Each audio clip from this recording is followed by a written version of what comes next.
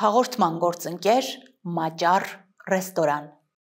Արկա բիզնեսն է եթերում, բարև ձեզ։ Ամեն ինչ բիզնեսի, ֆինանսների կառավարման, կրիպտոարժույթների, կարիերայի եւ այն ամենի մասին, ինչի շուրջ պտտվում է ֆինանսական շուկան եւ ինչի շուրջ պտտվում են կիբեր հանցագործները։ Հենց այս թեմայով էլ զրուցելու ենք մեր քաղաքի լավագույն տեղեկատվական անվտանգության փորձագետներից մեկի Սամվել Մարտիրոսյանի հետ։ Բարև ձեզ։ Այսօր խոսելու ենք ինտերնետային խաբեությունների, կեղծ ներդրումների մասին։ Պարոն Մարտիրոսյան, առաջին հարցս ուզում եմ հասկանալ, ինչպես է լինում, որ մարդիկ իրական կյանքում իրենց ծանոթին փող դժկամությամբ են տալիս, բայց անծանոթին համացանցում պատրաստ են տալ իրենց վերջին դրամները։ Այդ հարցը, եմ ասում, միլիոն դոլարանոց հարց է իրականում, որովհետև մարդու վարվելակերպը վիրտուալ տիրույթում դեռ շատ նոր ուսումնասիրվող երևույթ է, որտեղ վերջիվերջում մենք պատմականորեն շատ քիչ ժամանակ ունենք, ինչ որ մարդկությունը հիմնական մեծ քանակով մտածա համացած։ Փաստացի խոսքը գնում է վերջին 10 քարբայթի տրակի 15 տարվա մասին, երբ որ իսկապես մեծ քանակի մարդիկ, ներողարյալ մարդկանց, որոնք նույնիսկ լավ գրել կարդալ դեռ չգիտեն, փոքր են, մեծ են, բայց մեկը գրել կարդալ լավ դեռ չգիտեն, մտել են համացանց, այսինքն եթե տենց 10 տարի առաջ վերցնեինք օրինակ Հայաստանում, մեզ մոտ ներթափանցումը մի 10-15%-ներ բնակչության, հիմա խոսքը գնում է մոտավորապես համարյա 90%-ի մասին, այսինքն գրեթե բոլորը համացանցում են եւ բնականաբար հանցագործները դրանից օգտվում են, մեկ։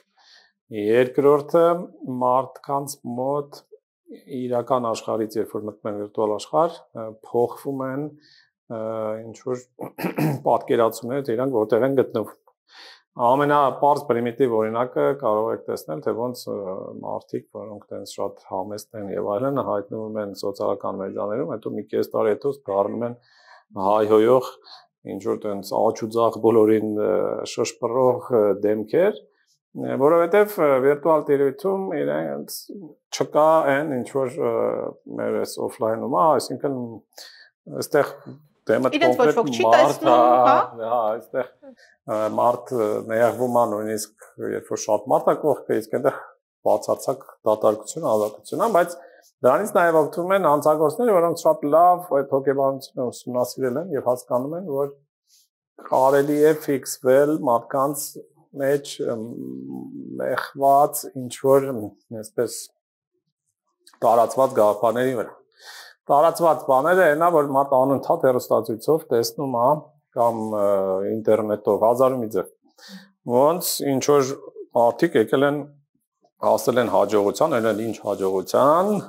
ներդրումներ անելով, կրիպտոարժույթի մեջ ինչ որ տենց արք ու վաճառք անելով եւ այլն, մարդկանց մոտ ֆիքսվում է, որ դա բավական հեշտ է, այնքան որ լինես ամբիցիոզ, ամեն առավոտ կանգնես այլու դեմ ասես դու ամեն ինչ կարող ես, սիրիր քեզ եւ այլն, դե գիտեք, էլ ինչ որ տենց հիմար բաներ շատ կան եւ մարդկանց գլուխը տենց ուղեղը ուտում են շատ հեշտ։ Հետո որ հետին թվով ասում ես ոնց եղավ, ինչ եղավ, ինքն չկարողանում բացատրել, որտեղ իսկապես եթե նկարագրում ես այն ինչ որ եղել է, ինչ որ WhatsApp-ով մի հատ աղջիկ գրել է չինացի, ուկրաինացի անծանոթ բացարձակ, առաջարկել է ներդրում անել, պատմել է ինչա պետք անել, մի երկու անգամ զանգել է, ասում են համոզիչ չէր եւ այլն, ասում ես, բա հիմա պատկերացրած sense փողոցով գնայր, այդ նույն աղջիկը քեզ մոտենար փողոցում, ասել մի հատ արի գրպաններում ինչքան փող տուր ինձ, մի շաբաթ կվերադարձնեմ, կտայի, ձեր ասած նույնիսկ ծանոթին չեն տալիս։ Այո։ Երբ կարող են այդ ծանոթին գտնել եւ պահանջել։ Իսկ վիրտուալ տիրույթում չես կարող գտնել։ Հաստ է, որ վիրտուալ տիրույթում մարդկանց մոտ դեռ չի ձևավորվել այդ միջավայրի ճիշտ ընկալում։ Նո պարզ բան, եթե ձեզ վերցնեն կամայական մարդու իր սովորած տեղից տանեն մի հատ լրիվ անսովոր տեղ, մարդ իրան կարող է կորցնի վերջի վերջո, հա, ընդհանրենք եթե Մարդուն ինչ որ Երևանի քաղաքից տանել գցել Շանհայի մեջտեղը, ինքը շատ բան չի հասկանա, ու չի հասկանա ինչա կատարում, իսկ վիրտուալ տիրույթը էլ ավելի տարօրինակ տեղ է, դրա համար Մարդիկ խաբվում են։ Մարդիկ ոչ միայն խաբվում են, նաև պրոֆեսիոնալ խաբողների լուրջ բան կա։ Ծուղակն են ընկնում։ Չնայած բոլորը լսել են կեղծ ներդրումների մասին, բայց էլի երկրաչափական պրոգրեսիայով աճում են։ Հա, բայց տեսեք, օրինակ ռեալ կյանքում խաբողները իրենք ինչ որ բանի վրա են։ Տեսեք, այն հին ձև կա, չէ՞, որ մեղր էին ծախում, այն վերևից մեղր է, տակը շաքար։ Դե տենց ինչ որ քանակի մարդկանց խաբեցին, էլ չի գնում այդ գործը, չէ՞, էլ չի ստացվում։ Չնայած այս վերջերս ինձ էլի ինչ որ տենց առաջարկում էին, շուտվանից չէի տեսել։ Հետո այն մատնոց խաղալը։ Հիմա էլ չես տեսնի մատնոց խաղալը, որովհետև բոլորը գիտեն, որ խաբում են։ Չնայած երկրներ կան, որ մինչև օրինակ Էյֆելյան աշտարակի տակը մատնոց խաղացողները մինչև հիմա կան, ու ինչ որ մարդիկ գալիս խաղում են, ինչ որ միշտ գիտես, որ կողքը մեկը գալիս կրում է, բայց այդ կրողը սրա անկերն է, այն մյուսները որ ոգևորվեն, գան խաղան ու կրվեն։ Բայց վիրտուալ տիրույթում այդ առաջինը խաբողների ու ձևերը խաբելու ախավոր շատ են ու բազմազան, ինչը իրական աշխարհում այդքան չես կարող խանել։ Պլյուս մարդիկ են բոլորը հասանել, այսինքն դու Էյֆելյան աշտարակի տակը մատնոց ես խաղում, իհարկե կա շատ հարյուրավոր միլիոնավոր մարդիկ կան, որոնք դեռ կարող են նրանից խաբնել, բայց իրանք պետք է գան հասնեն Էյֆելյան աշտարակի մոտ, դու պետք է իրանց բռնացնես, համոզես եւ այլն։ Իսկ ինտերնետում դու բոլորին կարողանում ես հասնես, Facebook-ով գովազդ ես դնում եւ գտնում ես բոլոր նրանց, ով կարող են խաբնել։ Պատկերացրեք ինչ մակարդակների է հասել խաբեությունը, ու այսօր վիրտուալ տիրույթում մարդկանցից ստանում են աննկարագրելի ավելի մեծ գումարներ, քան այն հին ավանդական բարի խաբկանքների միջոցով։ Հիմա կոնկրետ խոսենք, հա, հիմնական 4 սխեմայով են գործում կիբեր հանցագործները, որոնք են դրանք, ինչ պետք է մարդիկ իմանան։ Առաջինը էլի այդ Գազպրոմի ներդրումային ծուղակներն են, որ ընկնում են ավելի հաճախ մարդիկ։ Դե իրականում այսպես ասեմ, առաջինը նշեմ, էլի, այս պահին է այդ 4-ը։ Կարող է վաղը չեմ այսօրը 5-րդը հայտնի, 6-րդը իրականում էլի շատ ձևեր կան, ուղղակի այս 4-ը ոնց որ ամենատարածվածն են ու ամենաշատ մարդիկ են այստեղ քաշվում։ Որտեվ վերջը ինչ ասեմ, հայ post-ի են կեղծ SMS-ները բոլորն էլ ստանում են, բայց այդտեղ ավելի լուրջ մարդկանցից գումար շոթելու ձևեր են։ Առաջինը ձեր ասած Գազպրոմն է, բայց դե մենակ Գազպրոմով չի, օրինակ հիմա եթե կհիշեք մի 3-4 տարի առաջ Facebook-ը ուզում էր կրիպտո արժույթ մտցնել ներսում, ստեղծեց Libra տենց նախագիծ, որ պետք է լիներ կրիպտո արժույթ Libra, Calibra էլ պետք է իր դրամապանակը լիներ, հետո Federal Reserve-ը կանգնացրեց, որովհետև հասկացան, որ գումարային հոսքերը լրիվ բանկային համակարգից կարող է դուրս գնան, բայց այդ ընթացքում Zuckerberg-ը ինչ-որ տեսանյութ էր ձայնագրել։ Հիմա այդ տեսանյութը վերցրել են, ֆռացնում են, մի քիչ խմբագրել են ու ասում են, «Էսա, եկեք Facebook-ի մեջ ներդրեք»։ Այսինքն վերցնում են մի քիչ առաջ Tesla կար, մի քանի տարի առաջ, Elon Musk-ը, էլի, այսինքն վերցնում են ծանոթ ինչ-որ բաներ եւ ասում են, «Էսա, ասենց հայտնիները առաջարկում են ձեզ ներդրում անել»։ Հետո սկսեցին Հայաստանի իշխանությունը էին օգտագործել վարչապետի տեսանյութ կա սարկած արհեստական բանականությունով գեներացված, որ առաջարկում է ինչ-որ այդ Zuckerberg-ի պրոյեկտի մեջ ներդրումներ անել։ Իհարկե արհեստական բանականությունը դեռ հայերեն լավ չի անում, ռուսերեն է, բայց դե ինչա կանգնացնում մարդկանց։ Նույն Գազպրոմի գովազդները ամբողջ ռուսեր։ Այդ ոնց որ մի բանն է, այսինքն հայտնի կազմակերպությունների մեջ առաջարկել անել ներդրում։ Ինչն է մարդկանց գրավում հիմնականում։ Մարդիկ ուզում են արագ հարստանալ, որտեղ այնտեղ առաջարկվում են շատ մեծ տոկոսներ։ Ու արագ վերադարձ։ Իրական մարդ գումարը այնտեղ դնում է, մեկ լինում է, որ սկզբից, եթե գումարը փոքր է լինում, մի հատ վերադարձնում են վստահության համար։ Այո, մարդը որ հետո մեծով քաշեն, այնտեղ գրավա դնում, բերում, լցնում է։ Բայց այդ դրանով չի վերջանում գործը։ Մարդուն հետո սկսում են գրել, ասել, որ գումարը հանելու համար դու պետքա ուրեմն հարկ վճարես։ Հետո տեսնում են, որ մարդ հավատում է, սկսում են ասել, որ խախտել ես ես իմ ինչ օրենքը, որտեվ փորձել ես փողդ հանել ինչ որ ավելի շուտ։ Իրական դե բոլորն բզբզում են, փորձում են հանել, ասում են ձեզ դատի ենք տալու, ոստիկանություն են կանչել, մարդկանց ահաբեկում են, որ նույնիսկ վախենում են ոստիկանություն դիմել, որտեղ իրանց թվում է, որ իրանց են բռնելու։ Շանտաժի են դիմում։ Հա, այսինքն շատ ագրեսիվ, զորբա խաբեբաներ են, հետո երբ որ մարդ վերջնական հասկանում է, որ այդ լրացուցիչ գումարներ տալով ինքը չի կարող փողը հանել, երկու շաբաթ հետո կապնում է ինչ-որ շվեյցարական, ենթադրենք, իրավաբանական ընկերություն, որը ասում է մենք լսել ենք, որ դուք քաշվել եք, մենք ձեզ կօգնենք այդ փողերը հանելու, ու սրանք էլ են, այդ նույն կողքի բաժինն է, էլի։ Մի հատ էլ տեղից են այդ մարդուց գումարը վերցնում։ Մյուսը դա կրիպտո թրեյդինգն է, այսինքն մարդիկ լսել են, որ կրիպտո արժույթով կարելի է հարստանալ շատ։ Եվ մարդկանց առաջարկում են այդ կրիպտո արժույթով գումար վաստակել, ինչ որ հեքիաթներ են պատմում, որ ռոբոտ ալնելու, որը րոպեն 50 անգամ մտնելու է առնի, ծախի եւ այլն, ինչ որ բաներ, որոնք իրականությանը մոտ են, քիչ թե շատ,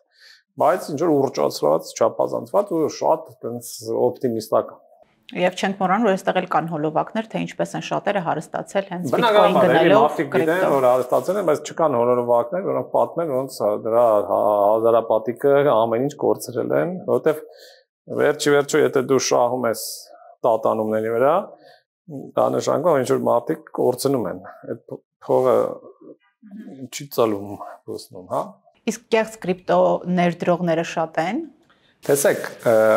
Հայաստանում այս հարցերի օրինակ խնդիրներից մեկը ինչումն է, չկա վիճակագրություն, ընդհանրապես մենք չգիտենք։ Ես կարող եմ մենակ ասել այն մարդկանց մասին, ով ինձ գրում է։ Ինձ գրողները օրեկան մի քանի հոգի են։ Սկսած մարդկանցից, որոնք լուրջ կրիպտո թրեյդինգով մինչև այդ զբաղվել են, հետո գայթակղվել են ավելի լավ տոկոսներով։ Ուղղակի դրանք իհարկե փոքրամասնություն են։ Մեծամասնությունը մարդիկ են, որոնք ընդհանրապես պատկերացում էլ չունեն ինչա, ոնց է, բայց ինչ որ YouTube-ով թեթև սովորել են, շատ դեպքերում նույնիսկ այս խաբեբաներն են տրեյնինգներ անում, որ սովորացնեն ոնց թրեյդինգ անել, ու ինչ որ տենց այդ փողերը լցրել են Binance-ով, տանում են, ֆրում են, Trust Wallet են քաշվում։ Կարճ ասած, մարդիկ, որոնք ընդհանրապես այդ թեմայի մեջ չկան, բայց սովորել են այս մի քանի քայլ անելու ու շատ են, բայց հարցը ինչումն է, վիճակագրություն չկա մի քանի պատճառով։ Շատերը մեծամասնությունը չեն դիմում իրավապահներին, որտեղ մի մասը ինչպես ասեցի, ահաբեկվում է, իրանց ասում են, որ դուք խախտել եք եսի ինչ օրենք, ու մարդուն թվում է, որ ինքը որ դիմի, իրան կբռնեն։ Բայց նման բան չկա։ Չէ, բնական բան չկա։ Դա մարդիկ են, որոնք չեն վստահում, ուղղակի պետական կառույցներին, իրավապահներին եւ այլն, որոնք գիտեք Հայաստանում բավականին մեծ տոկոս մարդիկ են։ Բայց պետք է վստահել, պարոն Մարտիրոսյան։ Ինչ կարող են անել նման դեպքերում իրավապահները։ Իրականում իրավապահները երբ որ փողը տարան, արդեն գրեթե անհույս է։ Այստեղ կա մի հատ նյուանս։ Եթե դու չդիմես, կարող է տեսականորեն ապագայում այդ թիմը բռնեն ինչ որ մի երկրում, որտեղ դե հասկանում եք, այդ թիմերը մենակ հայերի վրա չեն աշխատում։ Եթե մարդ մինչև այդ դիմել էր, գոնե հույս կա, որ կկարողանա նաև այդ գործընթացը անցնի ու ստանա իր գումարը ինչ որ մի մասը։ Եթե չես դիմում իրավապահներին, դա էլ կորավ։ Ու երրորդը ամենահետաքրքիրն է, այդ մարդկանց բավականին լուրջ տոկոս չի էլ գիտակցում, որ իրան գցել են, որ ինքը հանցագործության զոհ է դարձել։ Այսինքն ինքը ընկնում է երկար process-ների մեջ, որտեղ իրան ասում են դու խախտել ես, դու խախտել ես, այնպես դա տևում է ամիսներ, իրանից էլի փող են տանում եւ այլն, ինքը իրան թվում է թե ինքն է մեղավորը, կամ ինքը ինչ որ իմանց սխալ է արել, հասկանում եք։ Նենց որ պրոբլեմը նրանում է, որ մենք չունենք ռեալ վիճակագրություն։ Մենք չունենք ռեալ վիճակագրություն, ուրիշ բաներով էլ, օրինակ, չգիտենք, քանի Facebook-ի հաշիվ է կոտրվում, քանի Instagram-ի, որտեղ մարդկանցից մեծ մասը ասում է, դե Instagram-ը կոտրեցին, նորը բացեցի։ Ու տենց մենք ռեալ պատկերը վիրտուալ տիրույթում անցագործությունը չունենք։ Ակնհայտ է, որ շատ վատ է իրավիճակը, միգուցե եւ աղետալի, բայց քանի որ չկա վիճակագրություն, չէ՞ կարող ցույց տալ ու ասել, որ ժողովուրդ գիտեք, այսպես վատ վիճակ է։ Դրա համար տպավորությունն է, որ տենց չոր ամեն ինչ լավ։ Բայց ձեր անձնական փորձով։ Դե իմ անձնական փորձով ասեմ, էլի, այս բոլոր խաբեությունները եթե միասնական վերցնենք, շաբաթական մոտավորապես $5 միլիոնից $1 միլիոն մասին ա գնում կորուստների։ Իսկ այդ այն մարդիկ են, ով ինձ գրում են։ Քանի մարդու մասին է խոսքը։ Տասնյակ, որտեվ լինում են մարդիկ, որոնք լուրջ մեծ գումարներ են կորցնում, ու շատ մարդ, որոնք քիչ-քիչ են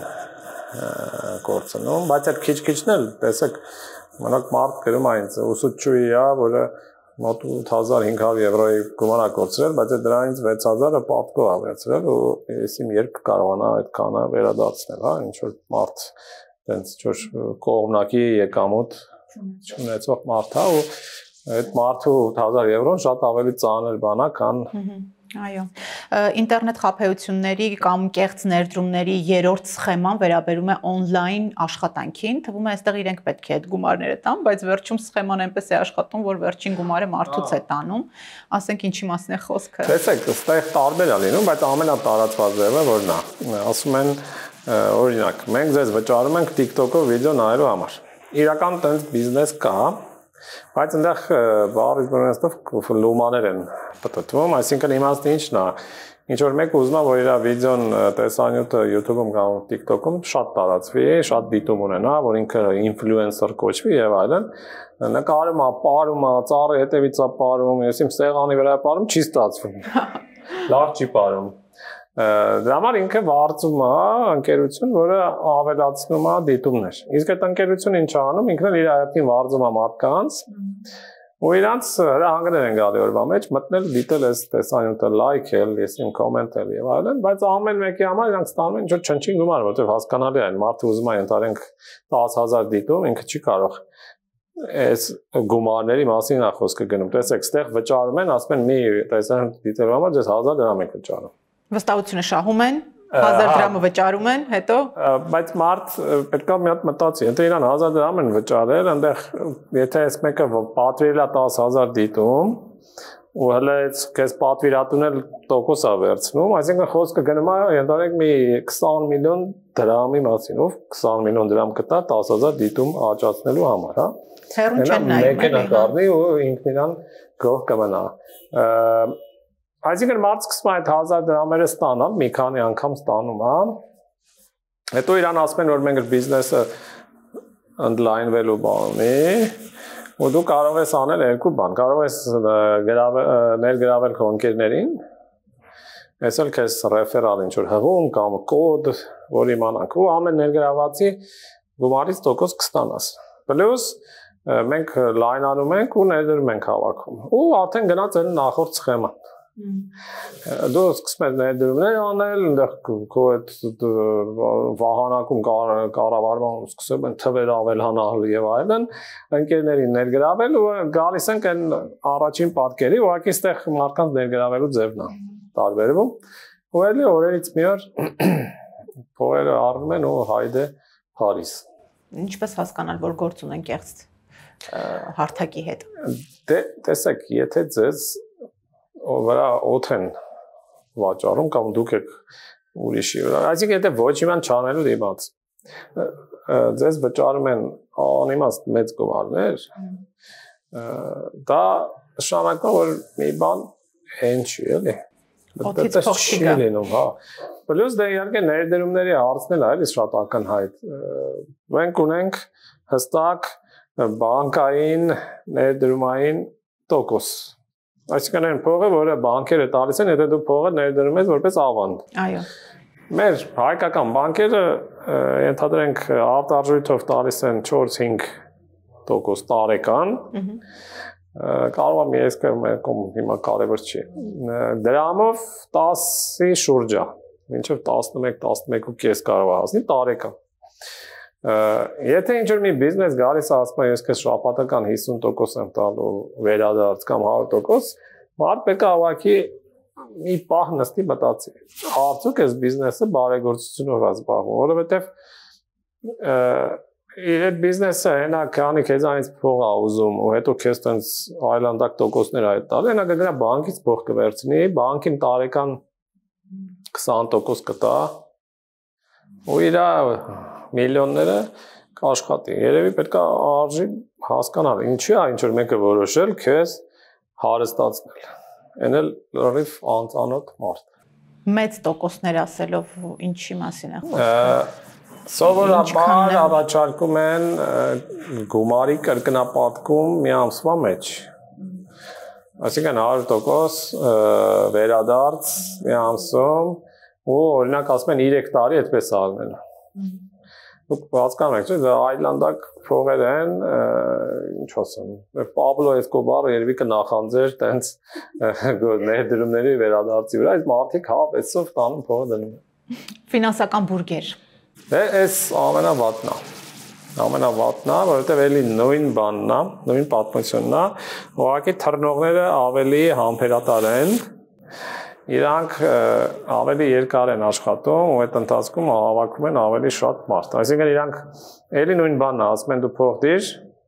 մենք ես կվերադարձնենք շաբաթական ենթադրենք 25-30%, պլյուս ասում են մարդ բեր, մենք կավելացնենք քո տոկոսը։ Մարդ փողը դնում է, իսկապես վճարում են։ Փողը դնում է, իսկապես վճարում են, բնականաբար ինչ անում, վազում է բարեկամ խնամի ծանոթների մոտ, պատմում է, հետո սկսում են TikTok-ով վիդեոներ սարքել, ոնց կարելի է մտնել այդ բանի մեջ, որ շատերին ներգրավեն, այդ կոդով անպայման չմոռանաք այս կոդով կամ այս հղումով մտնեք եւ այլն, եւ ավելի շատ ինչու է բուրգ կոչվում, որովհետեւ մի հոգի վերում է 10 հոգի, այս 10 հոգին վերում են 10 հոգի դառնում է 100 եւ իրականում բուրգ կառուցողը շատ པարզ է աշխատում։ Այս մի հոգի մերես 10 հոգի, այս 10 հոգին դրեցին մարդը $100, ինքը այս մարդկանց փողը տալիս է այս վերևինին։ Ինքը փողը չի ներդնում այդ բանի մեջ։ Նոր եկածների փողը տալիս է վերևիներին։ Ու իրանք դեմոգրաֆիական հստակ հաշվարկներ ունեն, որովհետև գիտեն, այս երկրում ենթադրենք ապրում է 3 միլիոն մարդ, մոտավորապես այս տոկոսին կարողանան ներգրավել, այսքան ժամկետ է մոտավորապես պետք, ենթադրենք իրանք պլանավորում են 6 ամսվա վրա, մոտավորապես հասկանալը, որ կարող է մի քիչ այս կոմենքում դատարանվի։ 6 ամսվա մեջ Telegram-ով, գովազդներով, բանանելով մարդկանց սկսում են քաշել, կարող է 6 ամիս չլինի 8 ամիս լինի, նայած ոնց կգնա։ Ու իրանց զամբյուղը հագենում է, այսինքն իրանք տեսնում են, որ ենթադրենք ներգրավեցին 150,000 հոգի։ Այս 150,000 հոգին արդեն ծանոթ չեն կարողանում ճարել, որովհետև կամ արդեն ծանոթներին ներգրավել են մինչև այդ կամ են մնացածը փող չունեն կամ խելք ունեն ու տենց զբաղված են, քնած են եւ այլն։ Ու արդեն տեսնում են, որ հագեցավ, ու այս 100,000 հոգու փողերը հենց նրանք դրեցին, այդ փողերը հավաքում են ու կորում են։ Հայաստանում հիմա կա ֆինանսական բուրգ։ Առնվազն մի հատ կա, որի մասին կենտրոնական բանկը հայտարարել է, այդ City Bike-ն է։ Կան քրեական գործեր հարուցված։ Նախորդ բուրգերել են եղել, առաջի բուրգը չի որ կա։ Կան կազմակերպություններ, որոնց վրա քրեական գործ կա, նրանք շարունակում են աշխատել։ Ցավոք սրտի մեր օրենսդրությունը տենց տարօրինակ է։ Բուրգի վատը ի՞նչն է։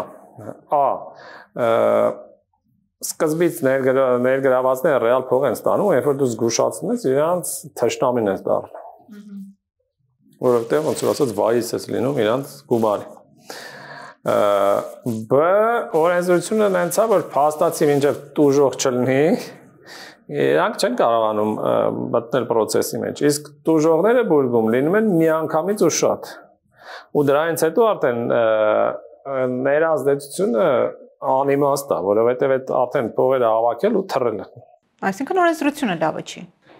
Օրենսդրությունը լավը չի, մարդիկ կրթությունը լավը չի, այսինքն մարդիկ պետք է հասկանան դա մինչև որովհետև ֆինանսական բուրգ կոչեցյալը դասականով արդեն պարզ է, որ վերջում պետք է բոլորի փողերը վերցնեն ու այսպես քաշեն։ Մենք երկիր ենք, որը անցել է Մավրոդի MMM-ով 90-ականներից սկիզբ։ Մենք ունենք ստեղ տեղական GMZ-եր, կարծեմ կոչվում, եթե հիշում եք, էլի լիքը մարդ քաշվեց։ Ընդ որում են սոված տարիներին մարդիկ պարտք էին անում, բնական էին վաճառում եւ այլն, որ փողը դնեն։ Բայց մեր մոտ հանրային հիշողությունը շատ կարճ է։ Բոլոր հարցերում։ Հիմա դուք քաղաքական էլ ու ֆինանսական։ Հերո չգնանք, ձեր էջում անընդհատ զգուշացումներ են։ Հիմա էլ Citybike ընկերության մասով կա, որ սա ֆինանսական բուրգ է, ժողովուրդ չի վերահսկվում կենտրոնական բանկի կողմից, բայց փաստորեն այդ բուրգը շարունակում է գործել։ Դե ասում եմ, բուրգերի հետ պրոբլեմ կա էլի։ Գալիս ենք նրան, որ փողը պետք է դոշակի տակ պահել։ Չէ,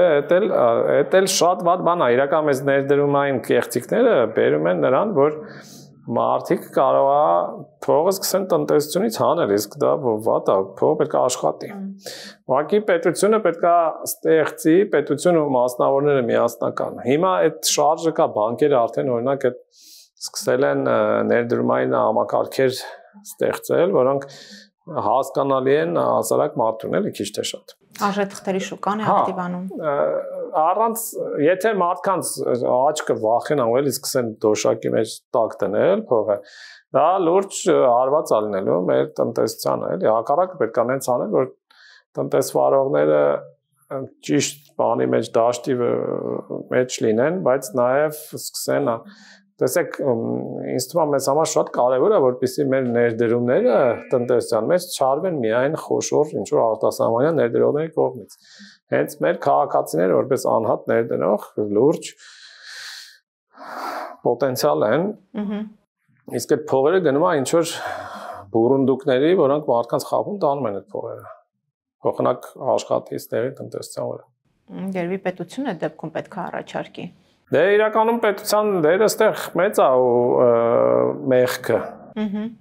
Որովհետև եթե մարդիկ տենց ճարահատված ինչ-որ չինած ու աղջկա են փոխանցում, երևի պետությունը պետք է մտածի, որտեղ վերջի պետության հիմնական գործառույթը դա անվտանգությունն է, մնացածը կողքից լալա լուլու է։ Մարդկանց ֆինանսական անվտանգության հարցն էլ է պետության վզին։ Շնորհակալություն ձեզ կարևոր ինֆորմացիայի համար, պարոն Մարտիրոսյան։ Նորից գալիս ենք նրան, որ պետք է տիրապետել ինֆորմացիայի հզոր ուժին պաշտպանված լինելու համար։ Դուք դիտում եք Արկա բիզնես հաղորդումը, մենք զրուցում էինք տեղեկատվական անվտանգության փորձագետ Սամվել Մարտիրոսյանի հետ։ Շարունակեք հետևել մեր թողարկումներին։ Կհանդիպենք։ Հաղորդման գործընկեր Մաճար ռեստորան։